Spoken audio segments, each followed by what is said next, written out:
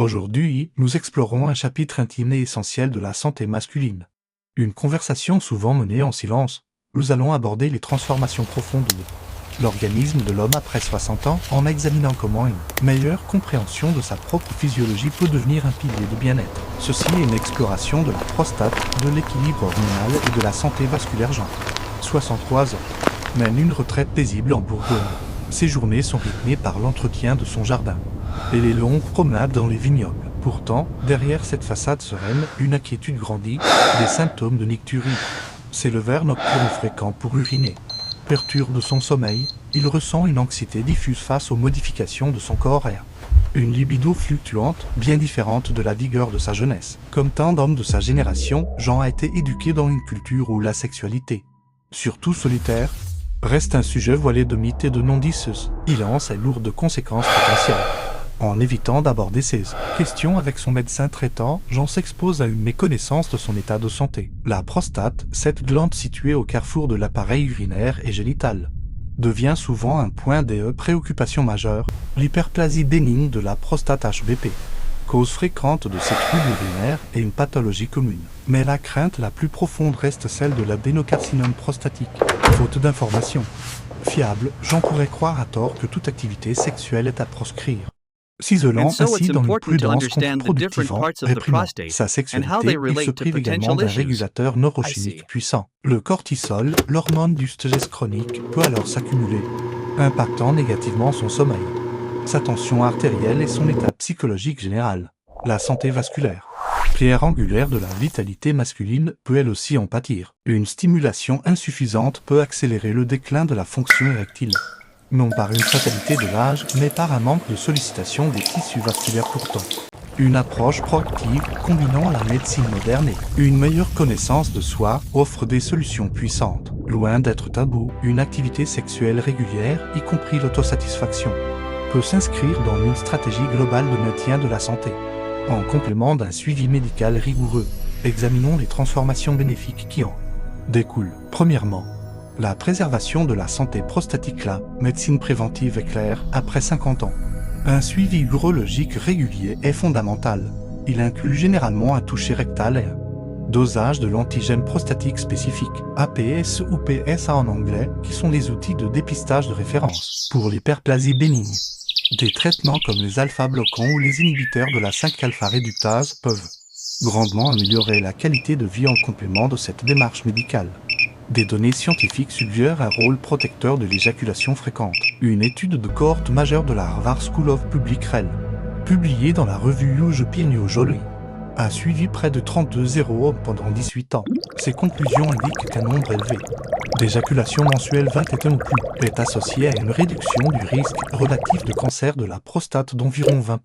L'hypothèse physiopathologique principale est que ce drainage régulier permettrait d'éliminer des sécrétions prostatiques contenant des substances potentiellement carcinogènes et de réduire les processus inflammatoires locaux. Deuxièmement, une régulation neuro-hormonale optimisée. L'orgasme déclenche la libération d'une cascade de neurotransmetteurs.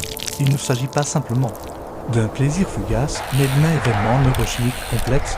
Le cerveau libère des endorphines, des opioïdes endogènes aux propriétés analgésiques et euphorisantes. Simultanément, la production d'ocytocine, une neuropeptide favorisant la relaxation et l'attachement, augmente, tandis que le taux de cortisol salivaire, marqueur du stress, diminue significativement. Cette modulation hormonale constitue une stratégie non pharmacologique efficace pour combattre l'anxiété et réguler l'humeur. Troisièmement, l'induction d'un sommeil de meilleure qualité. Les troubles du sommeil, et notamment les difficultés d'endormissement, sont une plainte fréquente chez les seniors.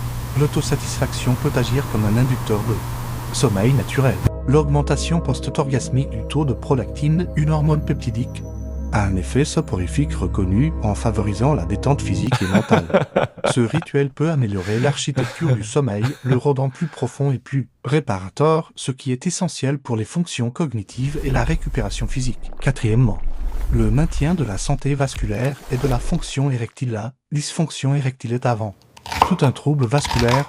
La prise en charge médicale est bien établie et peut inclure la prescription d'inhibiteurs de la phosphodiesterase de type 5 ou 5, comme le sildenafil ou le tadalafil, qui favorisent la vasodilatation. Dans certains cas, Des injections intracaverneuses ou l'utilisation d'une pompe à vide peuvent être proposées parallèles. Et mènent à ces traitements, une kinésithérapie vasculaire est essentielle. Chaque érection, qu'elle soit spontanée ou provoquée, constitue un exercice pour l'endothélium, la paroi interne des vaisseaux sanguins. Elle augmente le flux sanguin, favorise l'oxygénation tissulaire des corps caverneux et maintient leur élasticité. Une stimulation régulière aide donc à préserver la réactivité vasculaire et à prévenir la fibrose des tissus, contribuant ainsi à maintenir une fonction érectile de qualité. Cinquièmement, une amélioration de la proprioception érotique avec l'âge. Les réponses sensorielles du corps se modifient. L'autostimulation devient un outil précieux d'exploration et de connaissance de soi en sexothérapie.